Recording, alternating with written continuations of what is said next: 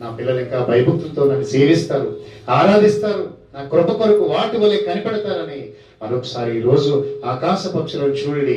అవి మీకులాగా పంటలు కొయ్యవు, లేదా విత్తనాలు జల్లవు, దుక్కు దున్నవు, అవి ఏమి చేయి మీకులా కొట్టులో దాచుకోవు, రేపు ఏదైనా కావాలని. గరిష్టలు లేవు వాటికి, నేను వాటిని పోషించుచున్నాను. వాటికంటే మీరు మామూలు శ్రేష్ఠులు కాదండి, బహు ప్రోరల్. అలా చెప్తామా? బహు శ్రేష్ఠులు మీరు. నేను మిమ్మల్ని ఎందుకు పోషించను? అయితే మీ నుంచి నేను ఒకటి కోరుకుంటున్నాను, అదేంటంటే భయభక్తులు.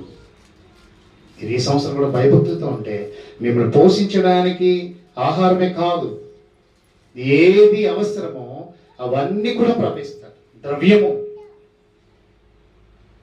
తేనె, ఇవన్నీ కూడా బలమైన ఆహారం ప్రభునికి ఇవ్వడానికి ఆయన ఇష్టపడుతూ ఉన్నాడు దేవుని సన్నిధిలో. మీ అందరికీ తెలుసు, సునేమి పట్టణంలో గనురాలు సేవకుని పోషించింది.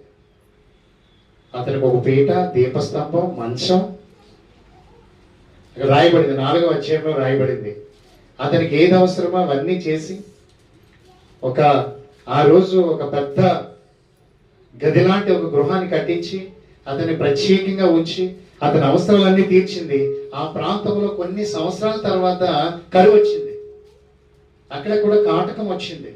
అప్పుడు వచ్చినప్పుడు సేవకుడు గుర్తు చేసుకొని ప్రత్యేకంగా కరువు రాబోతున్న దినాలని ఆయన జ్ఞాపకం చేసుకుని ముందుగా వచ్చి ఆమెకు ఒక మాట చెప్తాడు. 8వ అధ్యాయంలో 1వ వచనంలో, 2 రాజుల గ్రంథం 8వ అధ్యాయం 1వ వచనంలో, ఒకనాడు ఎలీషా తాను బ్రతికించిన బిడ్డ తల్లి అయిన ఆమెను పిలిచి, యెహోవా క్షామకాలము రప్పించుచున్నాడు. కరువు కూడా ఎవరు రప్పిస్తారు? దేవుడే. తెగులు కూడా ఎవరు రప్పిస్తారు? దేవుడే. ఆయనకు మరుగైన స్పష్టం ఏది కూడా లేదు. ప్రేమిస్తున్న దేవుడు ఆయన. ఏమంటాడు? ఈ ప్రాంతంలో కరువు వచ్చేస్తుంది, నువ్వు నన్ను ఎంతో భయభక్తులతో ప్రేమించు, నాకు ఏ లోటు చేయలేదు. నీ పట్టణం వచ్చినప్పుడు నిజంగా నేను ఎంత అడిగినా ఏది వద్దన్నావు. నువ్వు నీ కోసం ఏదైనా లోటు ఉంటే చెప్పమ్మా, ప్రార్థన చేస్తానంటే నాకు ఏ లోటు లేదన్నావు. అయినా నన్ను ఎంతో ప్రేమించావు. అయితే నీకు మంచి విషయం చెప్తున్నాను, నువ్వెక్కడికన్నా వెళ్ళిపోయి ఉండు.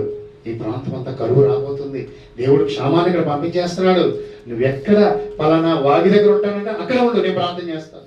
పలానా చెరువు గట్ట అవతల ఉంటానంటే అక్కడే ఉండు. లేదంటే ఈ పట్టణానికి దూరంగా అంచున ఉంటానంటే అక్కడే ఉండు. కానీ నేను నీకు మాత్రమే చెప్తున్నాను, దేవుడు నిన్ను పోషిస్తాడని చెప్పినప్పుడు ఆమె దైవజనుడు, ఆ కింద ఉంటుంది 2వ వచనంలో, దైవజనుడు చెప్పినట్లుగా వెళ్ళిపోయిందంట. నిజంగా వస్తుందంటే అయ్యారు కరువు అని అనలేదు మనకులాగా. మనం ఒక దర్శనం చూసామనుకున్న చెప్పినప్పుడు నువ్వు సమ్మతించాలి. నిజానికి